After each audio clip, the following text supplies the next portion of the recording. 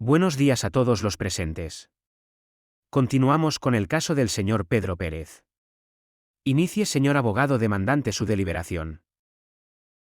Mi apoderado el señor Pérez, frente a un proceso civil por responsabilidad contractual previo, fue sometido a medidas cautelares, las cuales tuvieron una duración de 8 meses, tiempo durante el cual dichas medidas le causaron un grave perjuicio económico y moral. Motivo por el cual estamos de nuevo ante este tribunal, ya que se ha iniciado un incidente de perjuicios por el valor de 200 millones de pesos. Es necesario declarar que, en la sentencia anterior, no solo levantó las medidas, sino que también condenó al demandante en costas, lo que implica un reconocimiento implícito de la procedencia de las medidas cautelares. Es evidente, como se ha establecido en la evidencia presentada, los daños económicos debido a la imposición del embargo, lo que incluye la pérdida de ingresos, oportunidades comerciales frustradas y otros impactos financieros a los que hubo lugar en el periodo que duró la medida cautelar. Es necesario resaltar, de igual manera, los daños extrapatrimoniales, basados en el sufrimiento emocional y psicológico causada por la incertidumbre y la presión financiera derivada del embargo. Es relevante aclarar que existe, demostrado de manera absoluta, el nexo causal entre la ocurrencia del embargo y todos los perjuicios patrimoniales y extrapatrimoniales de mi defendido, dado que los mismos no hubiesen ocurrido si no se hubiera impuesto la medida cautelar de embargo. Teniendo en cuenta lo anterior y como lo indica la justificación detallada que se ha presentado a usted, señor juez, el monto reclamado para resarcir estos perjuicios está valuado en 200 millones de pesos. En su carpeta, reposan todas las pruebas documentales que respaldan esta cuantificación. En este punto, es necesario invocar el principio de reparación integral establecido en la legislación colombiana. El señor Pedro tiene derecho a ser indemnizado por todos los daños sufridos como consecuencia directa de las medidas cautelares de las que se ha venido haciendo referencia. Señor juez, le solicito se reconozca la validez del reclamo y ordene el pago del monto solicitado. Muy bien, una vez escuchadas a parte demandante, ahora escucharemos la parte demandada.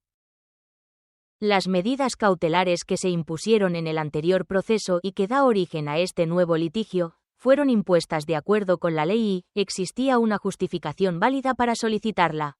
En su momento, se realizó para proteger los derechos de mi defendido y principalmente para la prevención de un posible incumplimiento por parte del señor Pedro. Si bien es cierto que se declaró un embargo, también es cierto que el señor Pedro no sufrió los daños que alega y, los que hubiere sufrido, no son cuantificables en la forma en que los está presentando el señor Pedro. Como respaldo a lo que estoy declarando, en la carpeta de pruebas que tiene frente a usted, señor juez, se demuestra que las pérdidas económicas sufridas por el señor Pedro no son atribuibles a las medidas cautelares que se tomaron en su momento, sino que se originan de otros problemas jurídicos y económicos que venía solventando el señor Pedro de manera previa. De tal manera, no existe nexo causal entre la medida cautelar y los perjuicios alegados.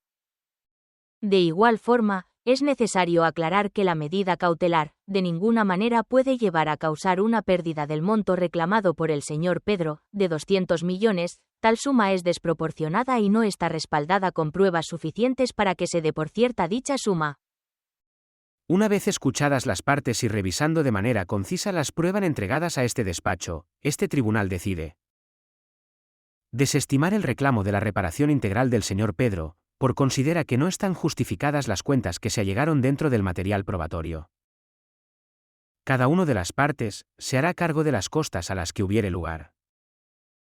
Gracias. Este vídeo fue realizado para el módulo de procedimiento civil. Fundación del Área Andina. Presentado por Zulma Gómez.